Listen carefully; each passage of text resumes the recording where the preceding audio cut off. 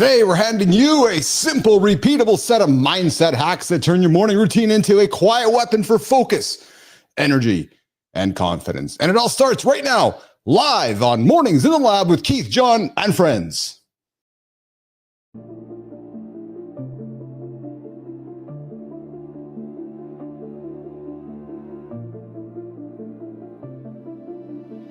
Welcome to Mornings in the Lab, where when something negative comes up. Building muscle improves blood flow. From squirting to squirreling. Start small, build up, and expand from there. Be entertained by fun over here. How have I slept? Has my sleep been good? That's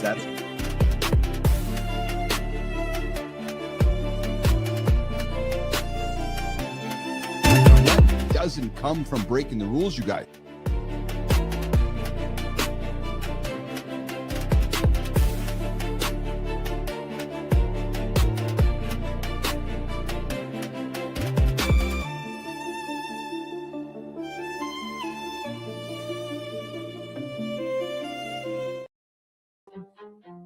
Hey, good morning, good morning, good morning.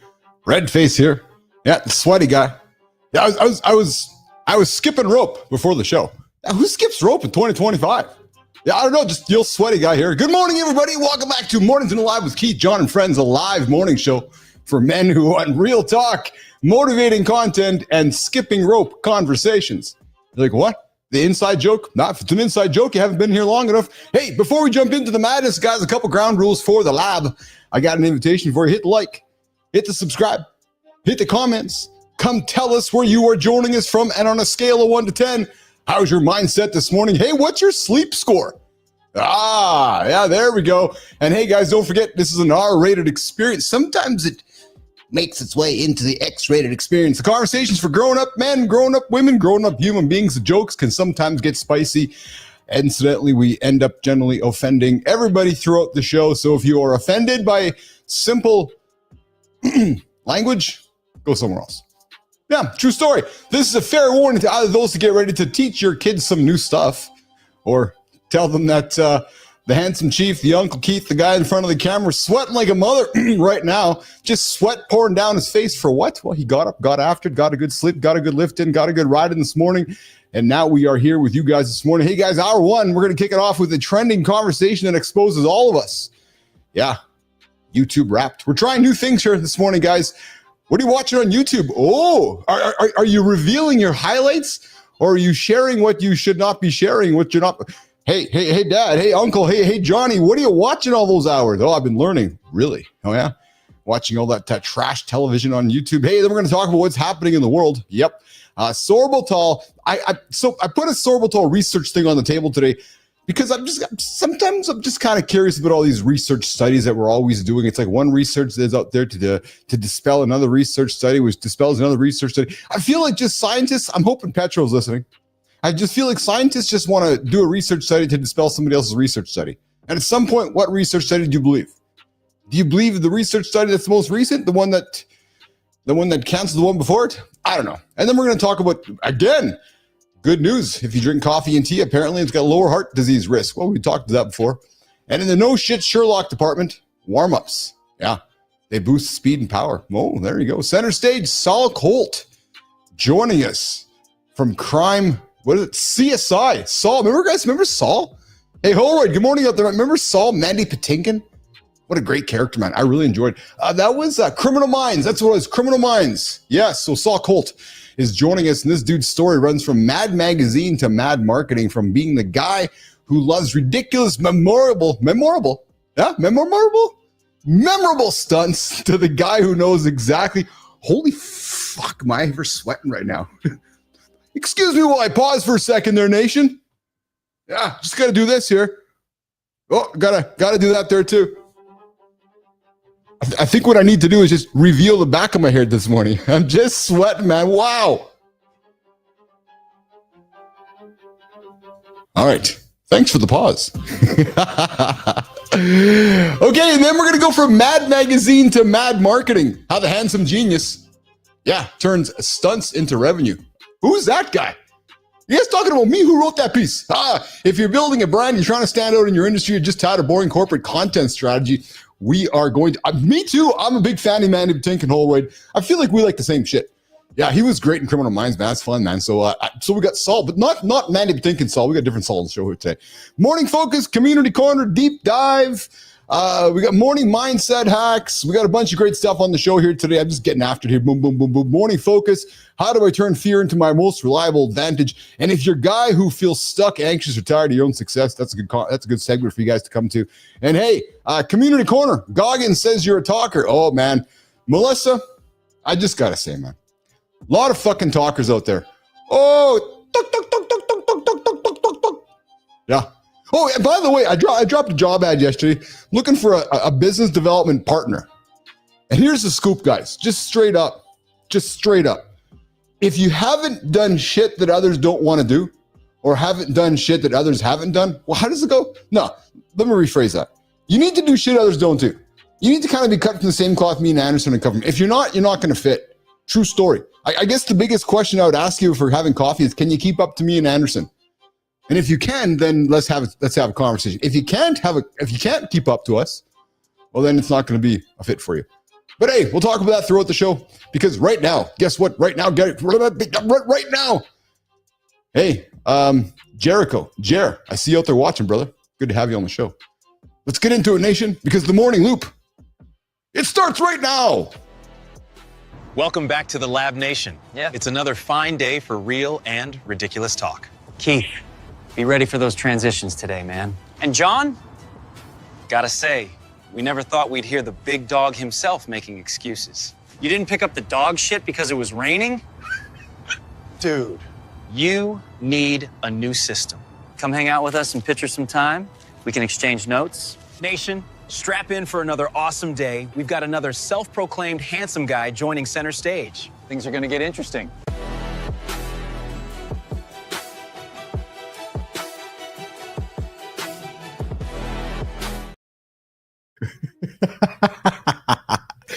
Yeah, if Anderson's running late this morning, we know who he is. We know he's behind the house picking up dog shit. Can you guys believe we actually heard the young man make an excuse yesterday? I don't think in the whole year and a half we've been hanging out, never heard the young man have to complain. Oh, he just showed up in the green room. I gotta hear him say this. I never heard the young man bitch about having to do shit as well. And he's out there just picking up dog shit. I could just imagine what that would look like. I could just imagine. I can only imagine what it would look like just seeing him wandering around out there, just picking up the turds, lamenting. You're gonna have to wait another day. Oh, Anderson, you fucker, man. It was fucking cold and windy. Oh, hold the horses. Oh, hold on, Jimmy. You got to mute this motherfucker. I got to jump down his back. Oh, let me play the violin. Let me play the violin for my brother. Let me send him a fucking snowsuit, Mr. California. Oh, it was cold. Please do. It's fucking cold. I just about showed up with a hoodie on today. The shit, actually, the hoodie is on my fucking legs right now because it's cold. Oh, I love it. Normally walking from the main house to the studio, I don't put fucking flip flops on because I don't even wear flip flops. I'm barefoot, right? Oh. It's fucking ground is so cold. I put flip flops on. Oh my god! So I will send you up my. I'll send you down my big snow boots. After the show here, I'll package up my big snow boots and I'll send them down to you down there in California, pal. See, I'm smart enough not to live in a place where I have to own some of those. Well, it's well deserved, man. I got up this morning, minus 25 Celsius. So fuck, Holroyd. I don't know if that is in Fahrenheit. What is that in degrees? Well, so I think it's like minus 5 degrees. Fucking cold, brother. Because Celsius, because 0 degrees Celsius is freezing. Yeah, that's right. Yeah, so it's just cold. Fuck that shit. I mean, it's probably. I'm gonna say it's fucking 38 degrees outside now. Well, so what the funny thing is, right, dude? So I know that I'm very much like my father, because as it becomes winter, people are always asking about how cold it is, right? I'm like, well, here's what I know. Basically, between the months of November and January, I got to put this jacket on. Regardless if it's minus 20, minus 30. It's like, to your point, the details. I don't really give a shit if it's minus 28 or minus 35. It's fucking cold. So it's, you know what I mean? And it's funny because we all get so caught up in some of these minor details with language and weather. And it's like, no, I got to put this jacket on today, period. No decision to be made. Dude, I think I told you I was in my rookie year in strongman. Yeah. I got invited to the North American Strongest Man, which I actually won that year. Oh, very cool. Good for you. Yeah. And I ended up, I think I told the stories. I was sick. I had a fucking fever. Okay. Right? Yeah. Yeah. Yes, But you this did. is one Yes, of you those, did. it's like, I didn't have the extra energy to worry. So we get there. It was a fucking shit show. I got put in secondary. The fucking bitch took my fucking, unpacked my bags. I missed my fucking connecting flight. So I had to sleep in the airport for 2 hours waiting for the next flight. So I get to Saskatchewan. Yeah. It was Regina. Yeah. Yeah. And, Yes. Yeah. I asked them, how do you sell it? Regina? And they said, just like a vagina. Yeah. Yeah. Regina. Exactly it. Yeah. It was one of those the plane was little. So it was the one where you walk down the steps and then you walk maybe on the tarmac. 50 feet over the tarmac. Yeah. And you're saying Dude, to yourself, where the fuck am I right now? Right. Dude, I didn't even get to the first step. I was like, there's like a 3-foot landing before the steps go down. Yeah. I got that fucking first gust of wind hit me and I just went straight back in the plane. I was like, you guys got to give me some blankets or something. I was already chilled to begin with. I had a fever. That was like, that was the first experience that I dealt with like wind that like cuts through your shit. Yes. So, I had a couple of sweatshirts on. I mean, I didn't have fucking stuff that you guys had. I had a couple of sweatshirts on and I think like a warm up over the top of that. Yeah. All material, like dude. where the wind sees the little holes. Yes. It's just fucking, I might as well have been butt naked. Oh, dude. So I'll tell you something. So we have the CFL up here, the Canadian Football League, right? And we get a lot of NFL cast-offs. So we got a lot of guys that come out of the Southern leagues and they get up here in the fall and they get off the airplane and they're just like you. And they're like, what? We got to play football this shit? Yeah. I had to go and buy a big fucking jacket. Oh, I think I've worn that jacket one other time. Yeah, exactly. Good morning, everybody. Hanging out with Keith and John here this morning on Morning to the Lab with Keith, John, and friends. Good morning, Jer. I see you there in the comments. Holroyd says it's only -6 degrees Celsius here, 21 degrees Fahrenheit. Oh, Holroyd, yeah, Adam's just a few hours east of me. Well, I guess about 20 some odd hours there in Ontario. Hey, guys, the comments are open. Come join the comments. Second hour, we're open. Phone lines up 431-300-3005. As always, leave a voicemail, come send a text, or come just say hello. And hey, listen, after the show, if you guys need shit to figure out, come send me a text. Good morning, Sullivan. I see you out there as well. And Petro, I see you out there as well. Let's get to the conversation desk, boys, because I want to get into this. I see Petro's comment regarding my curiosity with research, and we drop a lot of it on the table here, and obviously it's great morning show conversational stuff, but I got kind of a little, not a rant, but I got something I want to just kind of throw out there. So, Jimmy, if we got a transition for conversations, let's do it. If not, let's get into the sorbitol sugar-free thing, because I gotta expel something I want to talk about with Anderson. Jimmy, let's do it. One lab shows a sweetener building up like fat fuel.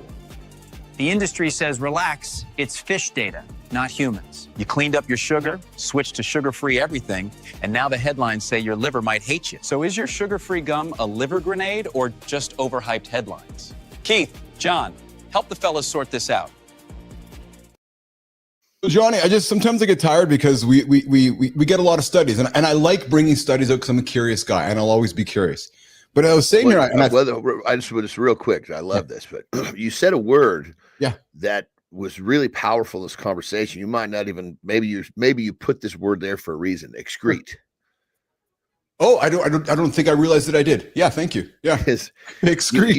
You eat too much of that shit, and that's exactly what your butthole does. It excretes. Yes. And that's that right there. I remember the first time I caught wind of this stuff, I was, oh my God, this is great. Found these fucking candies and shit. Yeah. Of course, the fat boy and me went fucking hog wild at a couple of fucking family-sized fucking bags of this shit, and they were caramel.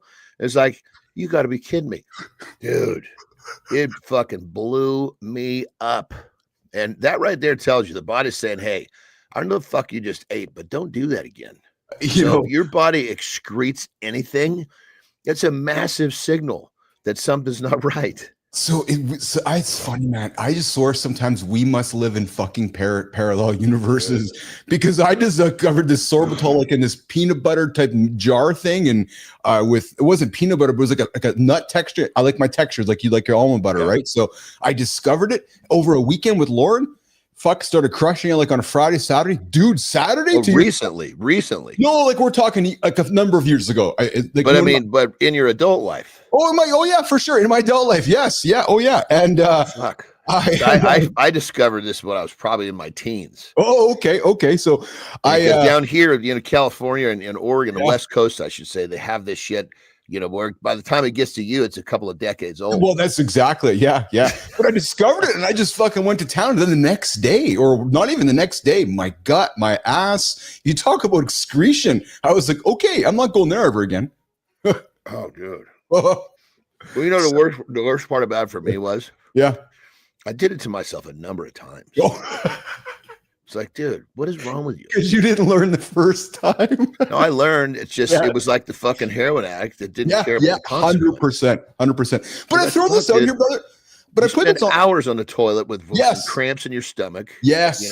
Yes. It's the same thing when last Friday, we talked about last Friday. I was chasing a dopamine spike. I was going to go crush a pizza. My wife reminded me how bad I was going to feel the next morning because of the cheese, because I love cheese. And it was that, right. So I put the cheese back in the fridge, grabbed a dozen eggs, and I haven't had cheese since. I've had that kind of memory in my head of sitting on the shitter going, you know what? Maybe there's better choices. Right. So cheese has to be used very sparingly. Yeah, it's so true, man. Side effect. Yep. Yeah. But I put this out here because don't hear it as frustration. It just makes it makes me giggle, maybe, for lack of a better term. But I see Petro's comment because it seems like, I'll use Petrocelli as an example. He'll hear of something, create a thesis, and then go and create a study. And then all of a sudden, Keith hears John's study. He's like, oh, fuck, I don't believe that. And then he goes and does it. And then John does it. And I feel like, and maybe I'm wrong, John, Petro, but it seems to me like that's what the scientist industry is. A bunch of competitive scientists that are always out trying to outdo the other guy. And every few months, it's like one guy says, well, no, sorbitol does this. And then John goes and says, well, no, this is what it does. And then Keith goes and does this. And then who is a human? Who do we believe?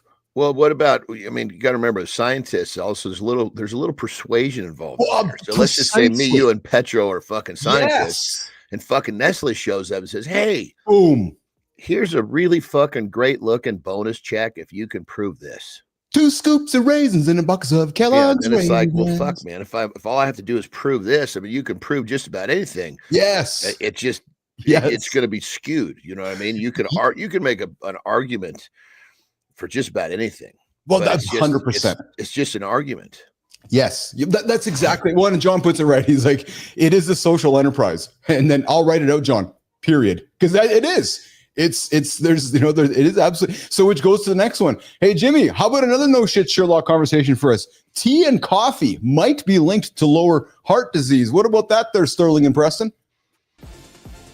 For once, the news says your morning coffee might actually be helping your heart instead of trying to kill it. It's not magic, it's patterns. Tea, coffee, berries, nuts, real food your grandma would recognize, not birthday cake lattes. So is this a green light to double down on your mug, or a warning to fix the rest of your plate? So pretty simple, John. 3,100 adults. This study was published by the BMC Medicine. Essentially, that who regularly consuming these foods had healthier blood pressure and cholesterol. We know that, but it's just, again, nice to always putting signs out there until 6 months from now when somebody says drinking coffee is going to kill you. Well, I think it comes down to, like the caffeine. Yes. Can be used in a way that it's unhealthy. Yeah, it's like our conversation with nicotine. It's the same thing, right? It's what devices are we choosing, right? It's so some of those same things. This next speaking of nicotine, I've actually found in my my research, if you will, that there's a certain point. Like I was trying to figure out what's that certain peak of how many milligrams at once, and I'm realizing that you don't need as much to actually get sharpened up. Because I always tend to go overboard to begin with. Yeah. And so I peeled it back. I'm like, holy shit, I can use half of what I thought, and it's still just fucking sharpens me up. No shit, eh? Well, that's interesting. Yeah. So we were talking yesterday. I didn't get to it while you were here, but we talked yesterday about microdosing THC and kind of some of those same parameters of 1 milligram, 2 milligrams, 5 milligrams. It's funny because when I was reading that, the 1 to 2 to 5, I'm like, fuck, I'll crush 100 milligrams, not even blink an eye. So when I see the microdosing of 1 to 5, I'm like, yeah, give it a 1 and give it a shot, see what happens. But it's because if you think about it, yeah, what we need to remember in all of this when it comes to finding these little, call it molecules, substances, peptides, whatever the fuck you want to call it. The true secret is to find the smallest amount that does the best job. I was just, it's you know what I love is I love how the term messenger has been brought up to our conversation through the peptide stuff, because that's exactly what it is, right? It's finding just enough to tickle the receptor of that messenger to make it activate. I'm oversimplifying this, but to your point with the nicotine, right? Like, okay, I was taking this much, I'm taking this much, and I'm tickling the receptor, I'm getting the impact. Well, totally, and it's so different for everybody. Yes, you know, like with, I mean, God, it's my mitochondria were not as they were, because you could kind of everybody's so different. If someone's mitochondria are really fucked up, yes, they're going to get a very different effect than someone who's not. And so you got to realize that it's like those messages are, some of them on some people are really skewed, others are barely altered. And so, you know, I would say, I mean, point blank, there are probably, I mean, this is just me just making a wild statement. In the peptide world, let's just say we've got peptide X. Okay. That peptide X for one person might not do shit. And for another person, it's fucking life-changing. But you got to try. Yeah, because the messaging system for one person may not be that altered. Right. Yes, exactly. Good morning. If you think about it, the idea behind the whole peptide world is to restore the messaging center. Yeah, I understand that 100%. As I've been learning from you and learning from how that works. Yes, that's exactly how. That's why I'm enjoying the idea of the messenger. Right. So, hey guys, coming up in about 8 minutes or so, we got someone who claims he's the smartest person in the world next to Keith and John. He graduated from the Handsome Boy Modeling School and turned 2,000 bananas into $1 million marketing campaign. We got a dude join us from Mad Magazine. John, remember Mad Magazine? Remember fucking Alfred E. Newman, Mad Magazine? Yeah, that little fucking guy. That devilish smirk. Yeah.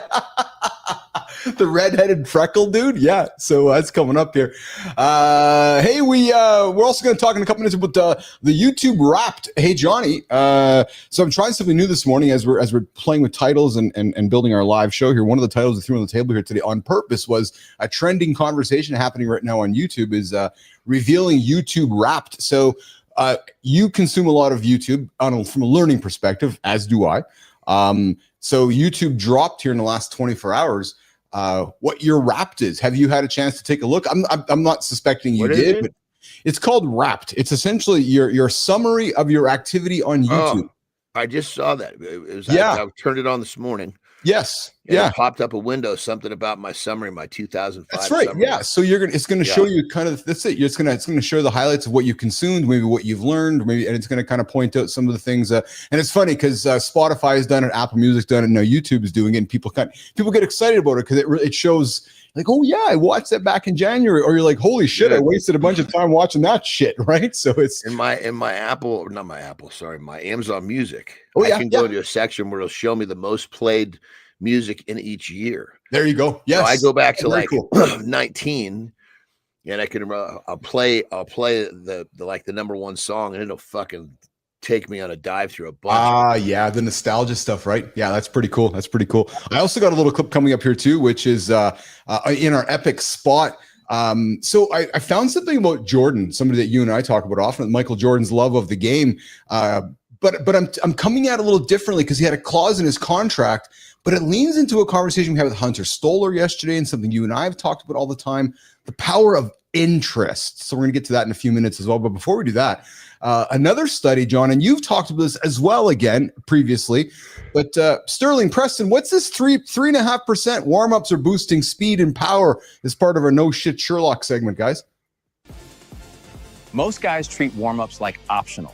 This study says every degree you raise your muscles buys you more speed and pop. Hot shower, light jog, empty bar reps, they all work. The real win is matching your warm-up to what's coming. If you're still walking into heavy sets cold, you're leaving free performance on the rack. Keith, John, how do you warm up? How do you warm up? Think about it's when you're think about from a lifting heavy perspective. Yes. This is something that young lifters don't often understand. I believe this. Yes.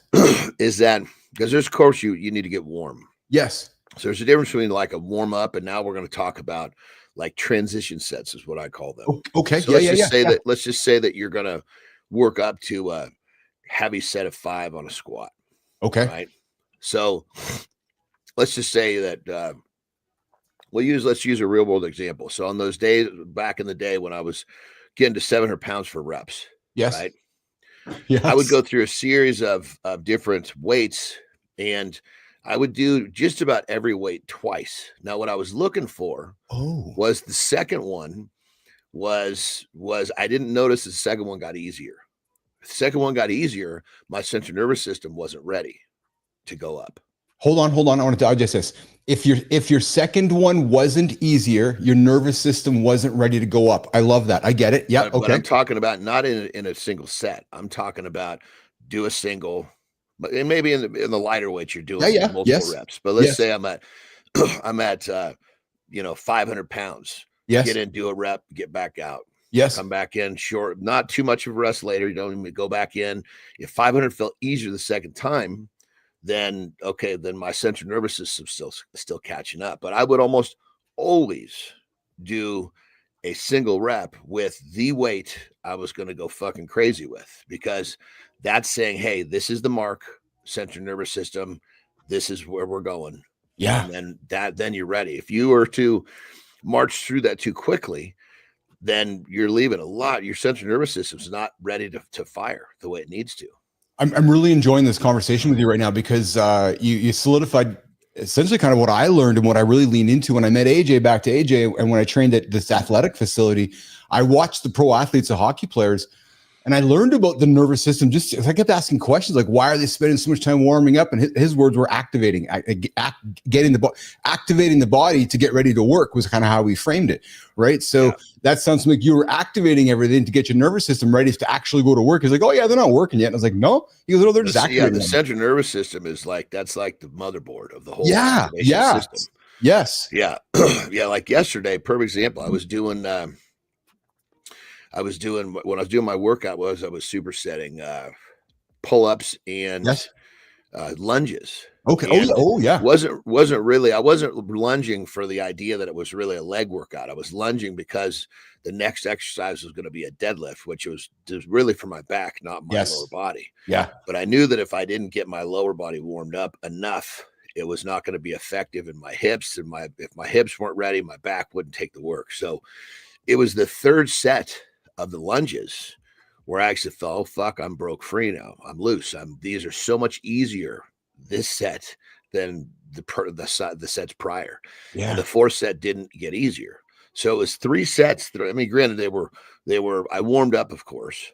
And first set was a little, I don't want to say achy, but just not fluent. Second set, a little better. Third set, like, okay, that's here. I'm here.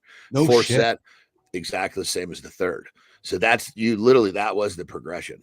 Yeah. Good morning, Saul. I see you there, the handsome boy hanging out in the green. We'll bring you in a couple minutes there. Hanging out with Keith and John here on Mornings in the Lab with Keith, John, and friends. John, what do you say to somebody who's limited for time, who wants to activate the nervous system and get a good lift in? So are you saying like what? And I'm serious. How would you recommend somebody quickly activating the nervous system before they go do a bigger lift? Well, I guess it depends on how serious the lifter is. Okay. Yeah. I mean, if you don't have the time, you're not going to perform at the highest level. You pick a simple as that, time. Yeah. Not saying that you can't get a great workout. Just means you may not reach peak performance. I do that all the time. There are days where I have no intention of reaching peak performance, and I'll notice that, holy shit, this set was so much easier than the last one. And sometimes I'll choose to throw away one of the first ones because there was too much of a difference. Yeah. But yeah, if you don't have the time, it's like you don't have the time. You don't have the time. You can't rush that system. It's like you can't rush something to cook. Well, that's exactly it. All right, we're gonna do this. We're gonna bring in Saul here in a quick second, Jimmy. We're gonna bump the epic spot till later on in the show here this morning. But guys, we got someone who claims he's this. So Johnny, get ready to arm wrestle, man, because we got a dude here who claims he might be smarter and more handsome than you and I collectively. And listen, man, this could be posing a challenge to the show here today. So, what's that? Is that his hook to try to get on? Well, I don't know, man, but he's a Mad Max. I wouldn't scout it. I wouldn't found him. And I saw his profile on LinkedIn. And when I saw the Mad Magazine stuff and I saw how the guy looked and then I saw his content and I was like, oh. And then I saw he's like from the Handsome Boy Modeling School. I was like, oh. And then I saw the dude's beard and I was like, oh, this guy's going to fit in just well with us. So, Sophia, let's do it. Let's introduce our guest coming up here in about 90 seconds. His name is Saul Colt. Sophia, let's do it. What ads have stuck with you for years after seeing them? Think about the ones you still retell friends over coffee. Saul Colt builds those. He lives between everything your brain deleted and the one wild story people won't stop sharing. He's founder, chief marketing officer, and creative director of the Idea Integration Co., a Toronto agency obsessed with bold word-of-mouth marketing. He leads a 29-person shop where alumni from Mad Magazine and The Simpsons chase audacious ideas. Before this, he was Zipcar's first international employee, helping launch the car-sharing brand in Canada. Later, he joined FreshBooks as their first marketing hire and helped them grow from 300,000 to 5 million users. He was also the first chief evangelist at Xero.com. He's pulled marketing stunts like recreating an Evel Knievel jump to sell accounting software and handing out 2,000 branded bananas. He jokes his ideal clients are beautiful women 35 to 50, but really, it's brands with the guts to stand out and be fun. Off the clock, he collects Nike Air Force Ones and rewatches the 1966 Batman series unapologetically. Apparently, he's the smartest man in the world, all-around good guy, and a great lover. His words, not ours. Underneath all the fun and games, his core belief fuels everything. Word of mouth doesn't happen magically. It has to be designed on purpose, moment by moment. Saul, welcome to the big show. We're excited to have you here today. He's made love. First question, baby. First question. Yeah. I love this because brother, first off, nice to meet you. The name is fucking perfect for the intro I just saw. So here's the question. Is that your given name or did you twist that a little bit? Because that's your given name, dude. You were like the universe put you where you're supposed to be. Like that's crazy shit. Yeah, no, that's my given name. I don't. That's fucking cool as hell. Because that right there, like that. That's a name that you could see some motherfucker might have sat back and had a couple of sleepless nights trying to figure out a cool name for a big movement he was going to do. And yours just your parents knew to give it to you. They must have understood what you were before you were out. I love it. That's good shit, brother. Very cool. Thank you.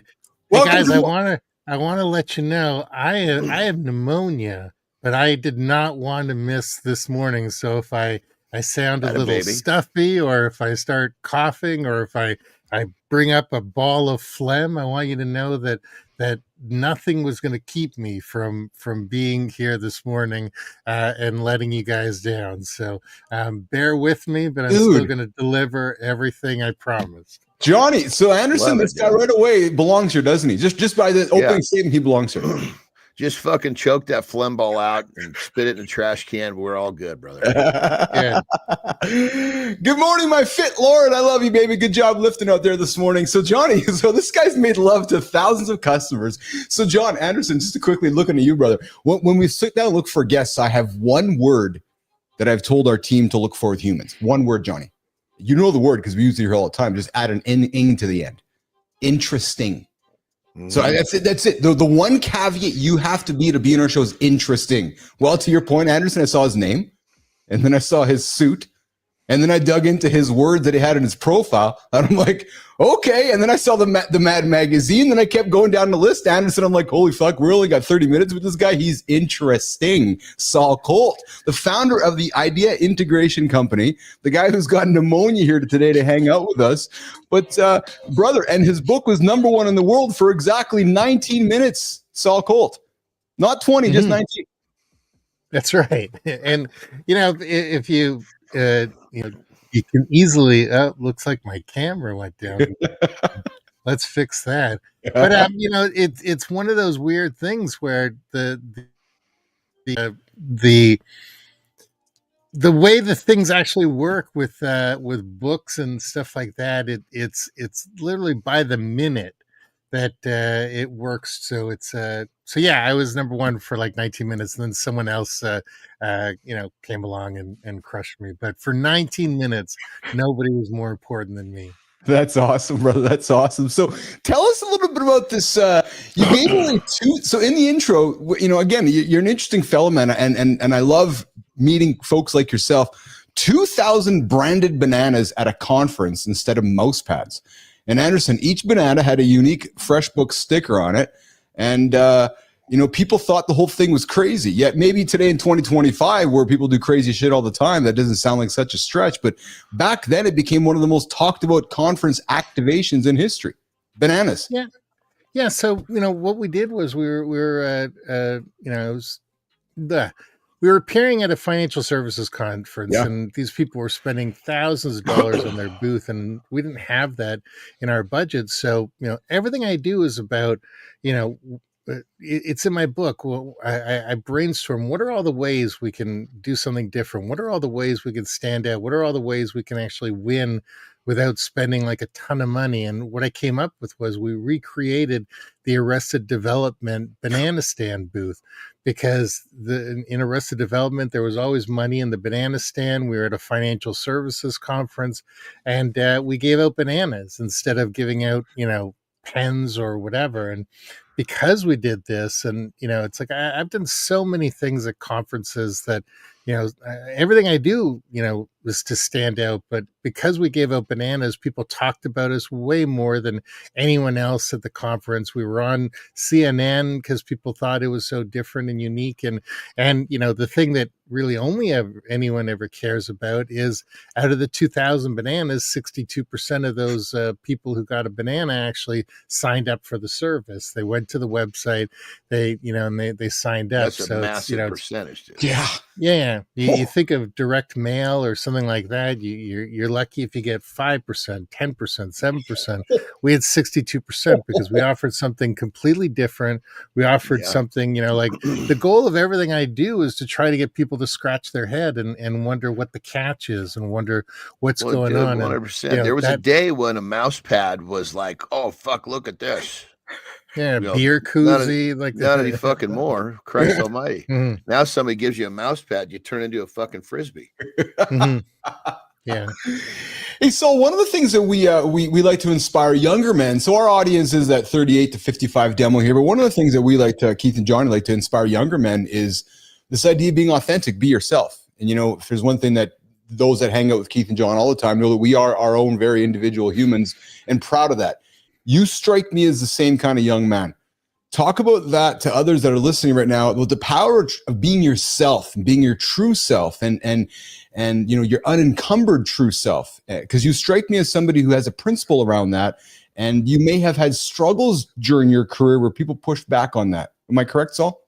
Every day, even to this day, people are very hesitant to stand out, and people and everything I do, I preach about standing out. So my entire career, I've been fighting battles. I've stood up in meetings and screamed, you guys are killing my babies. This is an abortion clinic, like all sorts of things. Like I've always, fought for everything that I've done. And I'm the only thing I'm relentless about is myself and who I am, and I stand up for myself. I dress the way I want, I speak the way I want, and it's the one thing that's helped and hurt my career along the way. Like I'll never be thought of to be vice president of a bank or something like that, but at the same time, because I'm myself, tons of opportunities have opened up in other directions. And and I always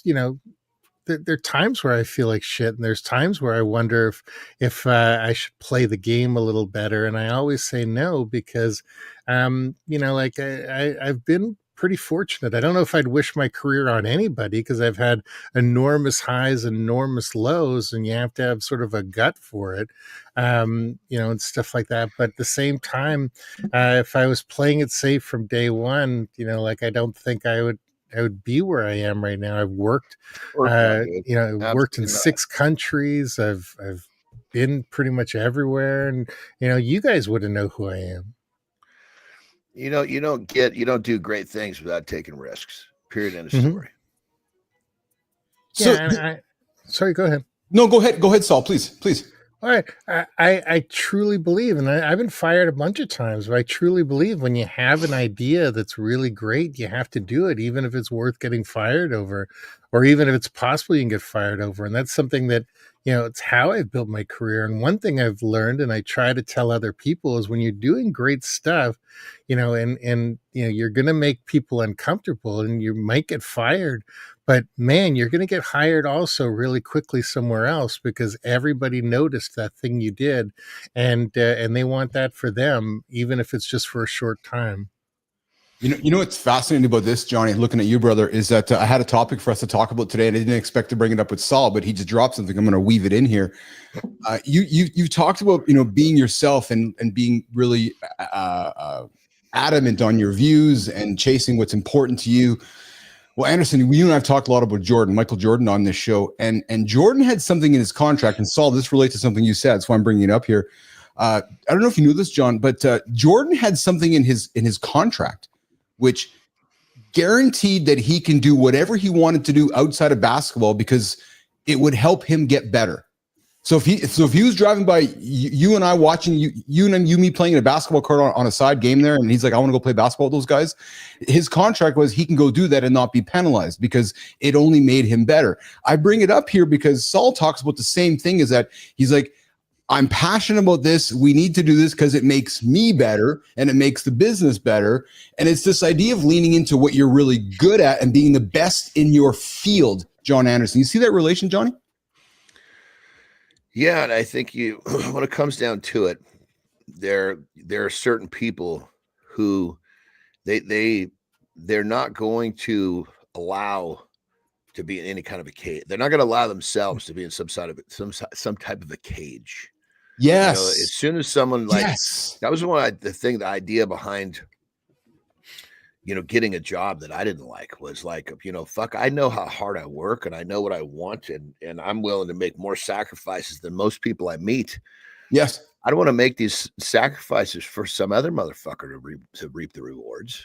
Well, that's Saul. That's what you strike me as too. It's exactly it, Johnny. Is that you strike me as the same thing, which was that, when I'm here listening to you speak, so if you and I are working together in a meeting and you're passionate about something, you're vehemently stating your view because you believe it's right. And you're saying, I know that I'm right.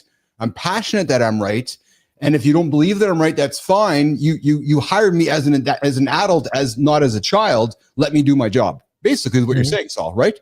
Yeah, and I tell people all the time, you have to stand up for yourself because nobody else is going to. It's like nobody gives a shit about you as much as you do.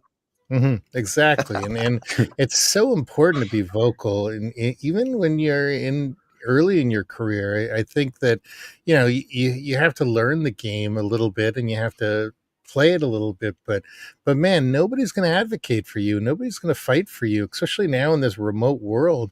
You have to be even louder just to get noticed. And it's so important to one, believe in something and stand up for it and actually fight for yourself and fight for your ideas and things like that. Cause it's, we're in a pretty weird time where everything's kind of cover your ass right now, as opposed to actually like doing great things. And we have to get back to, I don't want to make this like a make America great again, but we have to get back to doing great things. It's it's kind of sad. Dude, you are right. You are absolutely right. There's too much fucking laziness and too much, I don't want to offend Saul because I said something's gonna hurt his feelings. No, fuck, if it's the right thing, let's do it.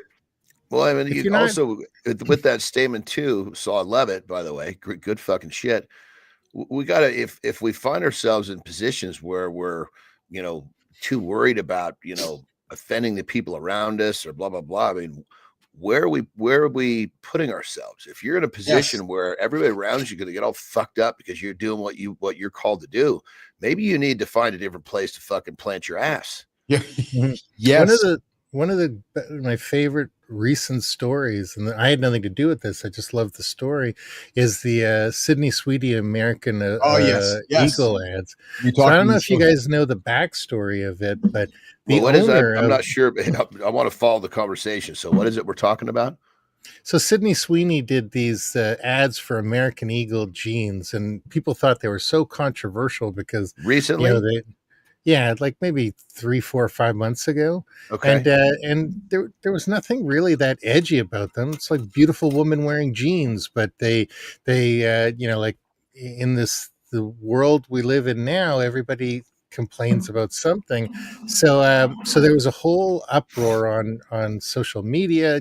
She's this blonde woman and she's talking about jeans, and maybe there's a very thinly veiled like Nazi reference and all sorts of things like that. It was very strange for everything. Yeah.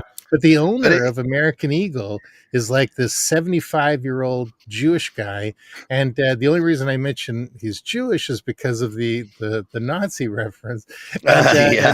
And he basically told his team when the internet was attacking them from every direction, he said, don't respond. Don't worry. Come back to me in 45 days and tell me where the revenue's at. I don't care what all these possible bots and people. He says, if there are people who actually buy our product who are upset, then we'll make a move. If they're not people who buy our product, I don't care.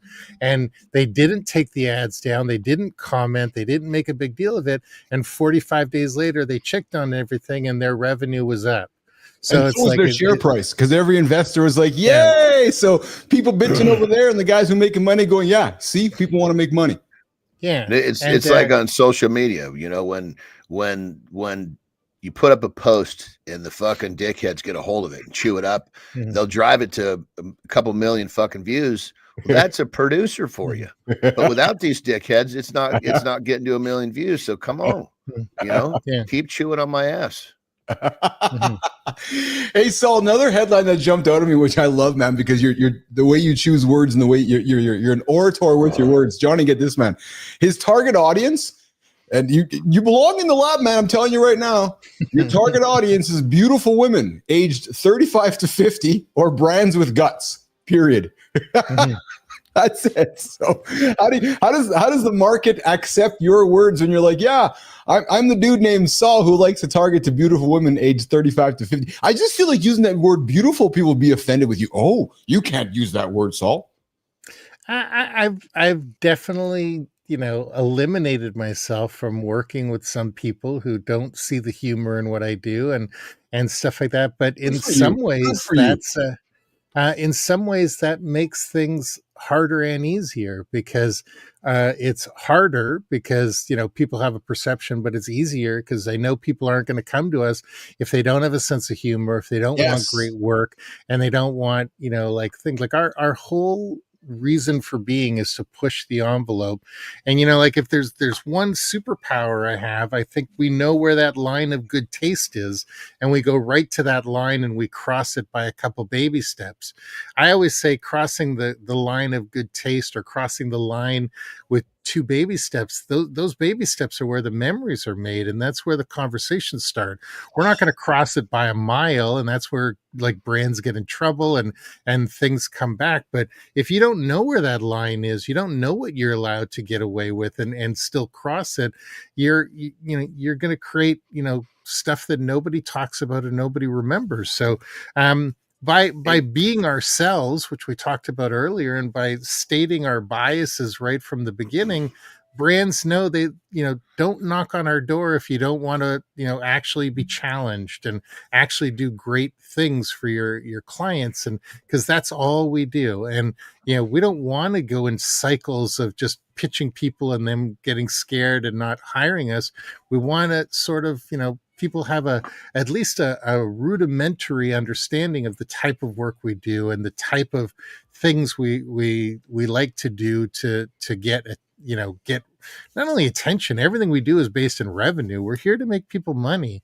And the way you make money right now in a world that's noisier than it's ever been is actually create reasons for people to talk about you, create reasons for people to share whatever you're doing, and create, experiences for people. And if you're just looking for safe, or you're just looking for boring, we could do that. We turn away a lot of that business because it doesn't make us happy. It doesn't feed our soul.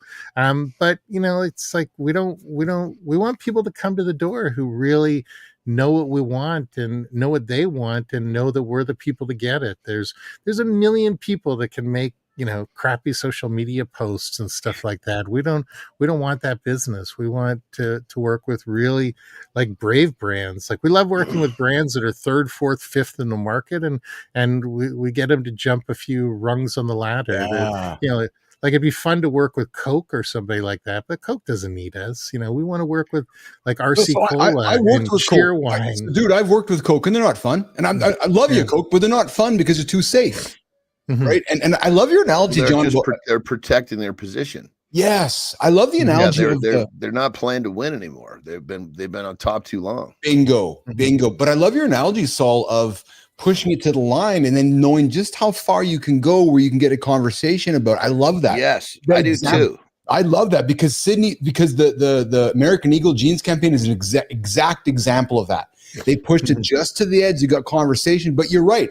They could have pushed it much further, which would have probably offended people. Maybe she had less jeans or whatever, but what a great example. And Anderson, I think about his example as you talk about peptides and in your industry too, because people get curious and like, what the hell? But you can talk about it in a good way, but not get too far over there where people are like, what the fuck?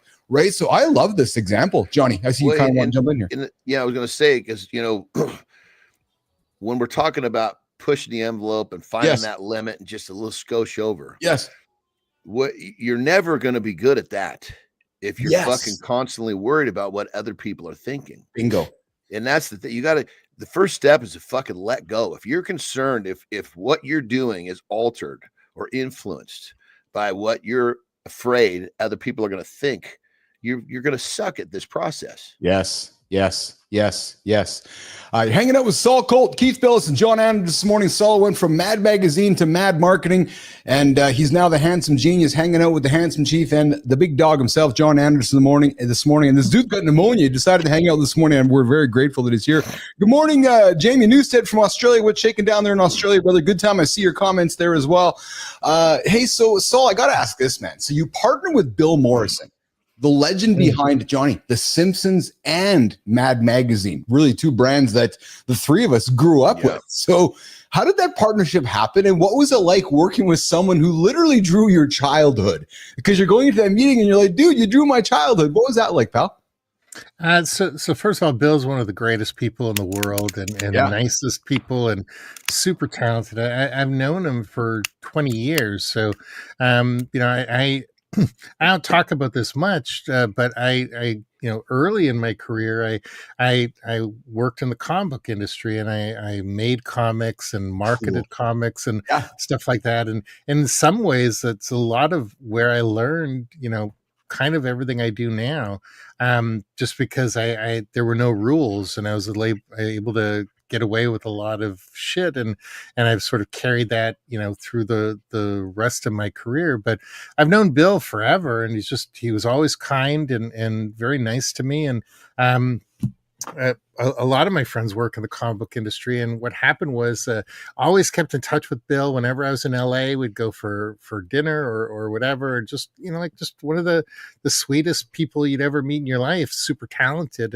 and there during COVID, our company, our business almost went under because we were basically known for doing like live marketing stunts, and nobody was leaving their house, and during COVID, so I had to reimagine what the company was going to be. And at the same time, Warner Brothers actually like shuttered Mad Magazine, and it's still around, but they put out like one episode a year, and it's just a bunch of like archive material. Yes. So they'll be like Mad Magazine looks at Star Wars, and they just repackage all the historical Star Wars stuff. So all these guys were freelancers for the first time in their lives, and I was trying to think of how we fix our business, and we took a huge leap, and we basically brought in all the guys from Mad, and when I say Mad and the Simpsons, it's the same people, but a lot of people worked on both properties, and we brought them all in, and we sort of made a little bit of a pivot to become more of a content driven company as opposed to like marketing stunts. Now we're both. But we brought them all in. It took a little bit of a learning curve to figure it out, but they're all amazing. They're all super talented, and I think it was one of the better decisions we've made in our 18 years of operating. That's awesome. So I got a question for a man. So, Bill Morrison, is he actually privately Nostradamus? Because the Simpsons have done such a wonderful job predicting the future, and maybe you can reveal to Keith and John how they do that. Like, how do they write content that's 30 years ahead of its time, and then when it comes out, they're like, yeah, well, we predicted that. And I'm serious. So this might be an exclusive. I don't know if you guys are going to run with this or not, but I've never shared this anywhere, but the answer's time travel. Dude, yeah, time travel. Exclusively dropping this morning on Mornings in the Lab. Meaning that he can time travel. Well, we own a machine, and it's just for us, but we can go anywhere, and I could tell you. Okay, beautiful. So, what's the furthest in the future you've ever been? I don't go in the future. I don't want to be surprised. I just keep going back to all my high school girlfriends and telling them what they want to hear. Is this facetious? Is this like symbolic, or are you making it like a statement that's fully grounded to reality? I'm just kidding. You know what it is, though. Nowadays, dude, nothing fucking surprises me. You saw Anderson lean in there, Saul. Johnny's like, really? Tell me more, man. I want to learn. Thinking, where the fuck is this machine, man? That's what I'm thinking. But I will tell you, and this is my opinion. I think they get so much right because, as when you work in satire, you really have to pay attention to what's going on in the world, and you really go very deep into it. And to be a great satirist, you have to really understand people. And so I think some of it is it's all luck, but some of it comes from just kind of like making real funny, educated guesses on people because you know people so well. Fucking crazy. I mean, look at the Simpsons. Look at the fucking Matrix. Look at the fucking Terminator. I mean, the Terminator's got the world fucking going haywire in just 4 fucking years. Well, we got hey Saul, we have a resident co-host guest of the lab. He's a great friend of the lab. His name's Dr. John Petrocelli. He's a bullshit professor. You guys should meet Saul. He's awesome, dude, man. He's down in Jordan, the Carolinas. He says, I'm on the market for a flux capacitor. Please send me the info where I might pick one up because he's looking for one. But before we let you go and get you out of here and get some rest into your veins, I got to say this, though. You are obsessive over your Air Force Ones and rewatching 1966 Adam West Batman series. I love that. Me too. I fucking love that shit, man. Bam, pow, kapow. Talk a little bit about that, Sal. I just, I grew up on it. It was maybe my favorite show as a kid, and I can clearly remember I was like 9 or 10 years old. I broke my arm, and my dad bought me a Batman utility belt to kind of like make me feel better. And that show is it's such an amazing show because there's almost like 3 versions of every episode. There's the version when you're a kid, there's the version when you're a teenager, and there's the version when you're an adult. I don't think any show has been written in such a way that the same show is written like for 3 different audiences, because there was jokes that you like when you're a kid, it's Batman and it's colorful and it's great. And then like when you're a teenager, you sort of notice like a little of the nuance that they were doing. And then you're an adult and you're like, oh my God, these people were perverts. And there's like so many inside jokes and there's so many like great things. I'm gonna have to go back and give these things a watch because we've actually touched on that a few times. You know, but as a kid, I only watched it as a kid. It was just punches and colors, you know? Mm-hmm. Yeah. Well, and saw the innuendo, right? Like between Batman and Robin, like the pitcher, the catcher, the submissive, the dominant, and the whole, like if you sit back and watch it now, you're like, both got fucking masks on. It's like the Gimp in fucking Pulp Fiction. I know. You got one guy with the mask, one guy with no mask. It's just this like so. Dude, I just watched Pulp Fiction, man. That's one of my favorite fucking the Gimp. They pull the Gimp out. That's like the best fucking scene in that movie. Batman and Robin, they got their masks on the whole time. Oh, yeah, that's exactly it. It's funny, man. Saul, listen, I just want to express great gratitude on behalf of the team here. You pulled up to the table. You didn't have to, but you made the choice to, and I'm really grateful that we've had some time with you this morning. I hope you've had as much fun with us today as we've had with you. I feel like we're going to talk to you for a long time, and we got to have you back, man. Well, you know, and Sal, you showed up here with a condition, not feeling well. You made less nasty sounds than I did. I'm healthy as a horse. But so I think you can see what we're trying to create here, because I get a sense you're from the same vibe as us. We talked about a lot of the same stuff here. Keith and Johnny have a vision here with reinventing what we grew up with and bringing it into the modern era, 8 o'clock Eastern time, right here on YouTube and everything. So really grateful, and I think you can see what we're doing here, Saul.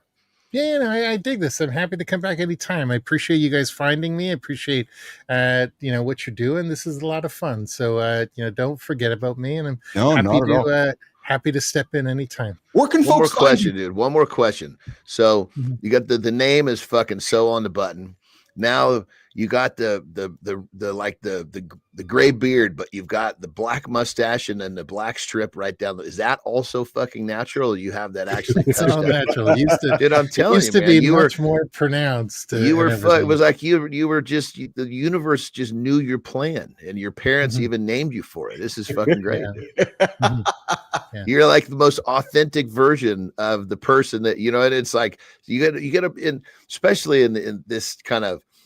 You call it offbeat, like not the standard type work and job. You get all sorts of people that try to create this character. You are the character. I fucking love it, dude. Saul Colt, like, dude, like, fuck Saul Colt. Like, as a young man, like, I'm just thinking, Saul, you were like, dude, Studley, dude, like, just Saul Colt. Like, there's like John. I can see the post. I can see the poster. I can see like the movie poster. Saul Colt. Yeah, I didn't come into myself until late 20s, early 30s. But I was 38 for me, brother, so I can relate. It took me a long time to figure my shit out too. Yeah, but once I figured it out, there's no going back. This is who I am. I'm still figuring my shit out. Take it or leave it. Hey, Saul Petro says, please bring Saul Colt back soon. I can see into the past and the future. This dude has a treasure trove of good stories. Yes, I suspect we just, Johnny, scratched the surface with Mr. Saul Colt. Saul, where can folks find you, brother? Where can they connect with you? Quickly. Saul Colt anywhere on the internet, or you can check out my website at theideaintegration.com. Awesome. Cool. Thanks, guys. All right, pal. Enjoy your day, brother. All right, let's do the lifestyle tip with Anderson. Jimmy, we'll come back to Did You Know after. All right, let's do it, Jimmy.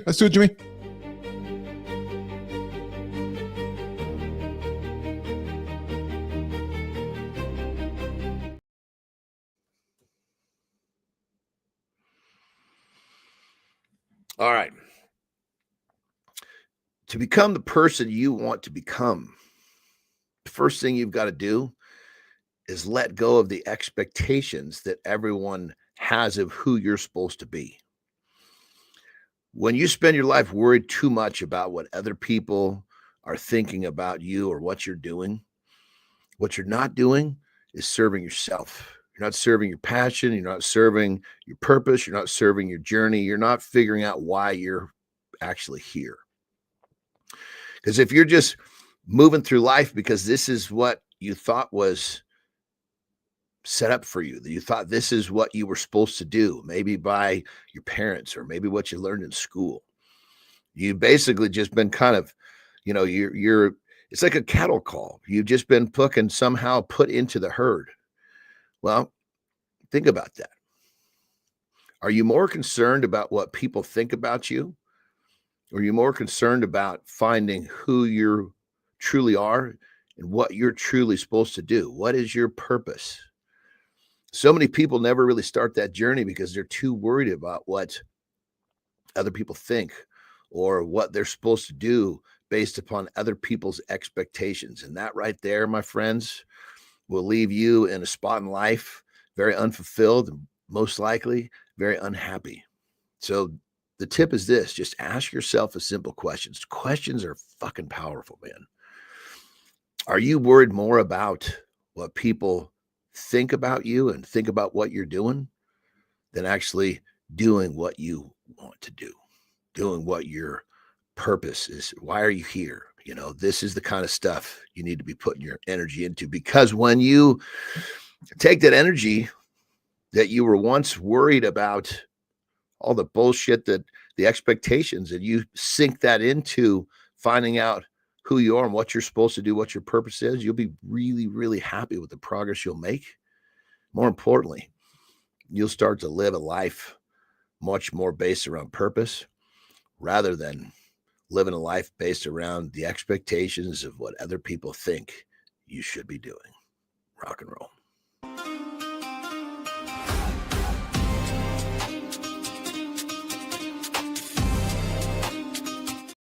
Good morning. Good morning. Welcome back to Mornings on the Lot with Keith, John, and friends. Hour 2 is here, guys. Hour 1, we talked about our YouTube Wrapped. We untangled the sorbitol panic. We gave coffee and tea drinkers a little heart love, and we talked about why warm-ups matter. And we had an awesome conversation with our guest here today, Saul Colt. Man, he was awesome, man. Mad Magazine, The Simpsons, and a lot of good chats about stunts into the real marketing industry that's happening. Go listen to that one, guys. Saul Colt was awesome. Saul Colt. Is there not a better name? Neiman, I don't think we've had a better named guest on the show yet. Sorry, John Petrocelli. Petrocelli's pretty good, but Saul Colt. Yeah, the handsome man himself, Saul Colt. Next up, we're going to get into mindset hacks. Morning routines. We're going to have we haven't chatted about morning routines in a while. Keith and John are going to talk morning routines here in a couple minutes. And then we're going to talk morning focus, community corner with Maya Reyes, an hour 2. It starts right now. Jimmy, let's get to the morning routine conversation on Deep Dive. Most guys start the day reacting, not leading, and then act surprised when the whole day feels like someone else's agenda. That first hour teaches your brain the rules. Either this house runs on chaos or you're the man running it. A morning routine isn't perfection. It's a simple script you repeat so calm, focus, and momentum show up on autopilot. Stack it on what you already do. Wake, light, move, coffee, journal. Tiny blocks that quietly build a different version of you. For most men, it's the only hour they actually control, which makes it prime real estate for building identity, not excuses. If you want that first hour to prove you have got your shit together, this conversation is non-negotiable. Keith, John, let's hear it.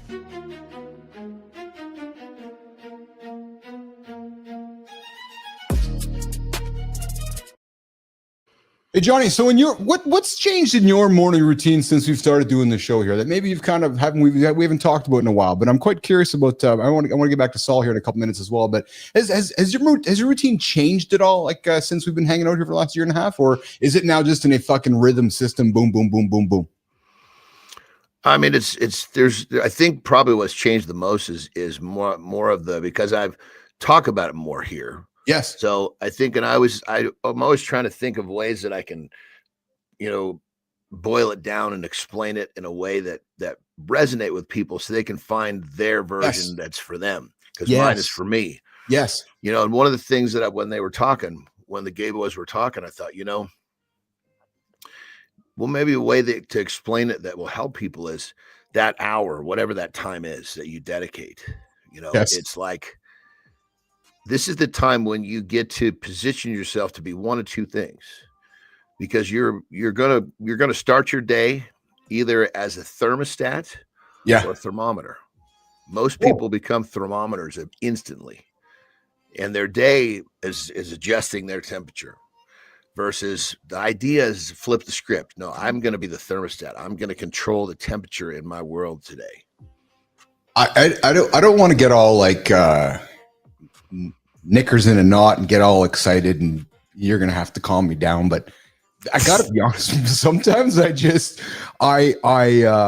because we do this and we take it for granted, you and I sometimes just wish people could understand how game changing it is when you could figure out like a morning routine and having a show done. Like, fuck, man, before 6 a.m. every single day, you've got 2 hours of content in the bank.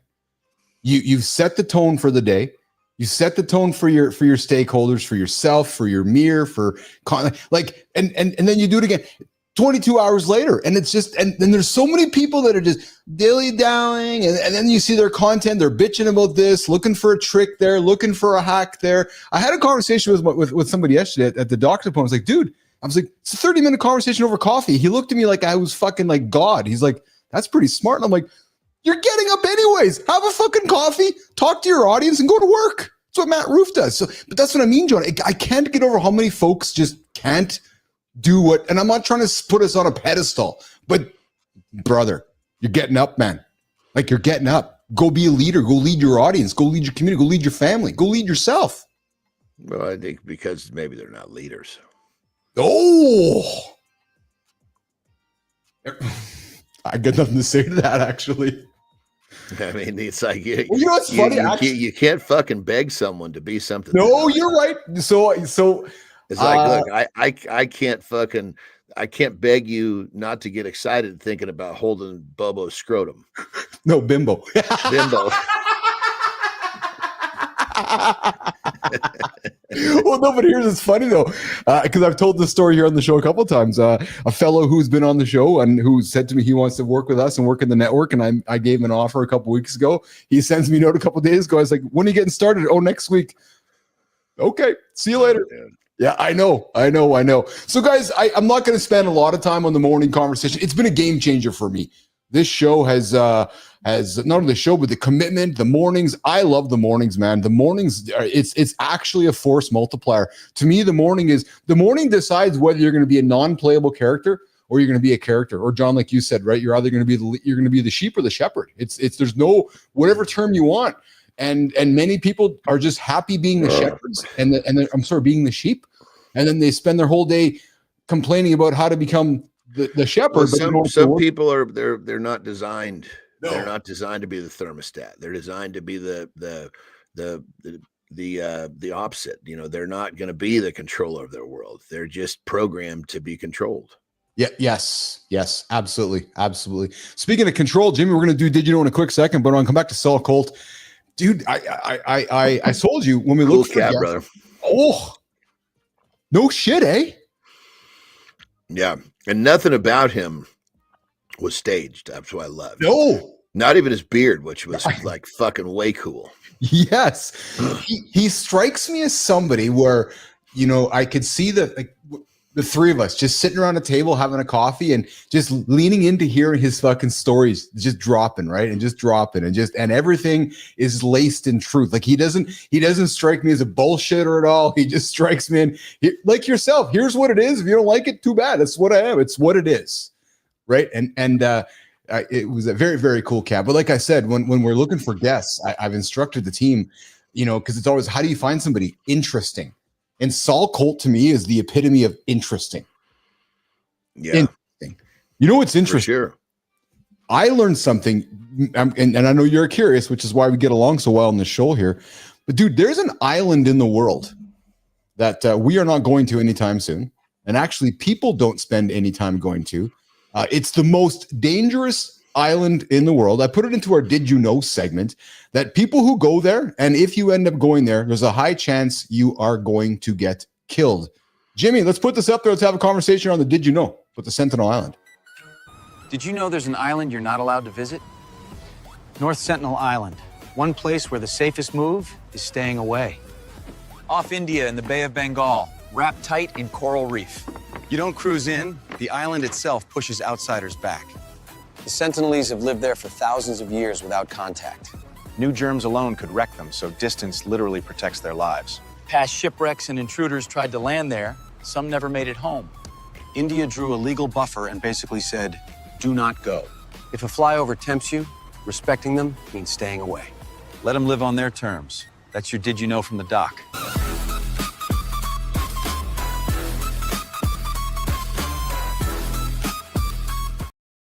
Frankie and Tommy. So few places like this left in the world. I know. Frankie and Tommy stuck on the island. Boys, I'm going to work on bringing you guys back here. So I've been talking with Melissa and Jimmy, and our goal is to get you guys back into the mornings conversation studios for next week there, boys. So be watching for tickets, watch for news, check your emails, guys.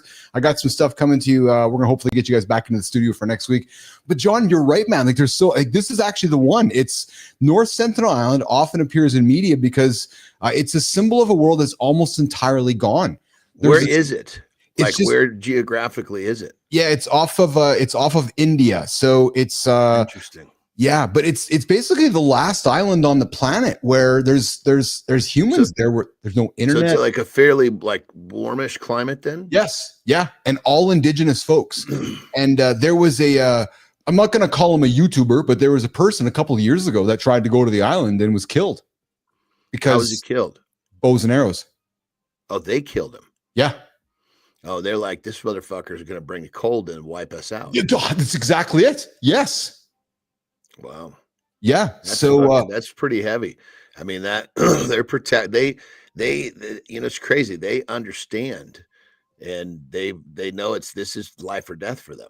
It's fascinating because it's fascinating to me that it still exists, right? I was also reading a story over, I guess, a number of months ago, John. There's also a tribe down in I guess down in Brazil, a few tribes down in Brazil and down south of us, where, you know, not connected with society, but then somebody brings in a Starlink and how it disrupted the entire village because all of a sudden, you think about this, right? Because all of a sudden now the kids can see porn. Now the kids can see pop culture. Now the kids can see rap. And they took their village and it poisoned the village with that one fucking Starlink satellite there. So think about that cultural implications, you know, in a village of 500 people, magnify that in the world, right? But that's a fascinating thing too, isn't it, brother? Well, when I was in Fiji last year, one of the things they were talking about was because they basically do diesel generators for electricity. Okay. That whole technology was brought in, it fucked them up because all of a sudden now these motherfuckers are staying in their houses. Yes. When before the houses were a place to prepare, it was a place to eat, to sleep. They lived their lives outside. Also, they start living their lives indoors. Okay. Oh, there's the Sentinel Island. Check that out. So that's where it is. Thanks, Jimmy. That's great. Oh, there it is right there. Look at that. Yeah. So Mornings in the Lab is not spending any time on the Sentinel Islands anytime soon. But that tribe, just that one little thing right there. Yeah, that's it. Oh that's shit! it. I thought it was the thing to the right. Okay, so it's just a little. I got you. Okay. Yeah. I was misunderstanding what I was looking at in the first. Yeah, me too. Actually, yeah, me too. It's pretty neat. That's so. I was thinking, man. The first thing I was like, that's going to be a hell of a fucking shore to defend because it's so long, and you know that makes that right there seems a lot easier to defend. Yes. You know, it's crazy. So these dudes clearly have been closed off to the advancements of the world. Yeah, 100%. But somehow they knew that the outside world showing up was going to fuck them up. Yes. Got to keep them out, right? So whether it's how they look, what they look like, what you know, and well, you think about even maybe the technology. Like I'll try to find some video for tomorrow showing some images, but like they showed them, John, and they're dressed like you'd think they'd be. They're dressed like Quest for Fire, brother. It's actually Quest for Fire in 2022, right? In the I'm sure with the satellites now, we could probably have a look at these fuckers running around doing their thing from Yes, there has been. Yes, you're absolutely right. Yeah. If we could find some footage of that, that'd be interesting. We will actually. This has got to be one of what? Probably you can't count. There's not as we don't have there. We have more fingers than there are islands. Yes. Like this. Well, so I believe. So don't quote me on this, and I'm not gonna. I won't bring Grok into this right now. We'll do some research for a future. I'm loving that we're having this conversation because it just leans into the curiosity of it all. I believe this is the last. Very much like isolated indigenous tribe. There's one in the Central Island. Truly the last one. But there are some in the Amazon, as we know, because it's a little bit closer to us and just maybe the media perception. But there's some Amazon tribes that are there's much disruption happening out there because of industry, right? Like wrecking forests and having to move these Amazon tribes. And your conversation about Fiji, that's where I was reading about this Amazon tribe that brought a Starlink dish in and how it changed the community. And then they had to actually bring the dish into like basically a center, kind of like a communal area, and then control it like 2 hours a day or 1 hour a day, because it was fucking up their society. The words were, it was fucking up our society, and they had to learn how to bring it into the society, because all of a sudden the kids were like, oh, what they could kicking the ball is not so interesting when I can watch somebody get railed here, but that's exactly it. That's exactly it. Right. Well, that's really fucking interesting, brother. Yes, it is. Yes. So it's interesting. I bet you if we were to somehow, I don't know if there's a possible way, but I bet there are old people fucking live to be 100 plus years old. Fucking guaranteed. And then you ask yourself, how did they? I know how. They didn't eat the ultra processed bullshit. Yeah, they didn't have all the bullshit that fucked up their programming. See, those people right there, they're letting their bodies operate the way it should, and look how well they do without interrupting their programming. Yeah. Yep. Hard to argue with it, man. Hard to argue with it. Hey, quickly before we go, a personal story. Went to the dentist yesterday, got my teeth cleaned, and enjoyed that experience. Any fear going to the dentist like the eye doctor? So thank you for asking, my brother, my loving brother. My loving brother. Oh, my text I sent you yesterday morning during the show. Don't comment on it. But how about the text that I sent you during the show yesterday? That's what kind of prompted me to test the waters. I think it verified your assumption. Nobody knows what I'm talking about, but that's okay. That's inside behind the scenes jokes with the two hosts. Yeah, I realized that landed a little harder than I intended, so I needed to do a little loving and bring in some damage control. A little bit of backtracking. But no, let me tell you what. So I have opinions on the dentist industry that I want to share with you, Mr. Anderson. So, when you go get, sometimes maybe you don't, because I know you've got better things to do with your time, but there's times maybe when we're growing up, we go get our oil change. We'll drive through oil shops. You go in there, the hood's open, they're changing your oil. Mr. Anderson, you're here to do your oil change for $34, yes? Yeah, they're fucking selling you everything under the sun, dude. I swear to God, dude, my dentist is the coolest fucking cat on the planet. Nicest fucking guy. Yes. But every time I'm in there, a fucking guy tries to sell me a set of extra. Yes. Jesus Christ. Dude, Lawson, we've been here so many times, I mean, I have no fucking problems with my mouth. You're the one who keeps telling me this. Yeah. I love you, man. So I'm sitting there yesterday, and I have a temp hygienist. Hey, Kristen, you were awesome, by the way. You said you were going to listen today. If you were listening, you were awesome. Kristen, best hygienist I've ever had my entire life. So she's doing my thing, and then my regular dentist wasn't in. So they had a different dentist popped in. So she's not even in there, John, for, I'm making an exaggerated point, 3.5 seconds. Tuck, tuck, tuck, tuck, tuck. Oh, you need this, you need this, you need this. And then she leaves. I said to my hygienist, I said, this is why I fucking hate this industry. I said, this person doesn't even know who I am, walks into the room, sticks her fingers in my mouth and says, I got to spend this, this, and this, and this, and this. And oh, by the way, insurance covers it. I'm like, oh, for fuck's sakes. Like, honest to God. And insurance covers it. Yeah. So my premiums keep going up. So, and so to it's a business, dude. It's a business. I know. Do you think the Sentinel people need fucking shit for their mouth? Duh. I know it's a business, brother. I get it. I just had to get it off my chest. No, but you're so true. I mean, you're vulnerable. Like, you're in your mouth's open. They're like, oh, Mr. Anderson, you need this, you need this, you need this. Yeah, I'm fucking 54 years old. I have one fucking cavity. 53, not quite 54. One fucking cavity. And I got it when I was a kid. Yeah, so fuck off. I mean, Jesus Christ, Yes, I know. Hey, how was your day yesterday, pal? And what do you got going on today? Fucking workout. What whopped my ass, man. Did it? Yeah. Holy shit. Oh, yeah? Jesus Christ. I wasn't even intending for it to happen. It was like, God damn. I mean, I was up extra early yesterday, so I had a good productive day. But Jesus, man, we still have the in-laws here, so yes, I was fucking happy to fucking lay down and watch a movie. God damn, you know. Well, son, you can put Dan to work today in the backyard. Yeah, I need to get him out with a scooper. Yeah, that's exactly it. Good time said he sweats at the dentist. Yeah, so and the thing, here's how it starts, John. That's again, I'll crack a comment.